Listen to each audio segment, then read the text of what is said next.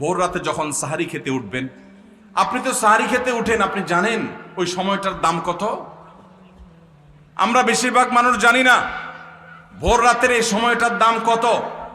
আরে ভাই, এই সময়ের দোয়া 1 মিনিটের দোয়া অন্য সময়ের 100 মিনিটের সমানও না। অন্য সময়ের 100 মিনিটও এই ভোর রাতের 1 মিনিটের সমান না। এত মূল্যবান সময়।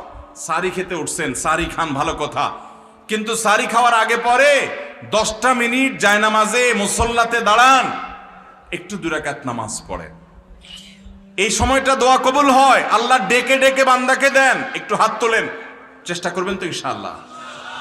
আপনার বাসার এক কোনায় চলে যাবেন, একটু আলো আধারিতে চলে যাবেন, সেখানে গিয়ে বসে আল্লাহর কাছে একটু কথা বলবেন।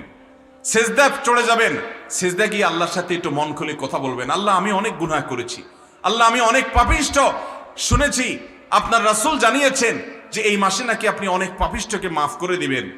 আল্লাহ, আপনি নাকি অনেক জাহান্নামে যাদের নাম চলে গেছে জাহান্নামী তালিকাভুক্ত, তাদেরকে মুক্ত করে জান্নাত দিয়ে দিবেন, আপনি নাকি ওয়াদা করেছেন। আল্লাহ, আমাকে একটু তাদের মধ্যে শামিল করে দেন। আল্লাহ, আপনি দিলে আপনার কোনো অভাব হবে না।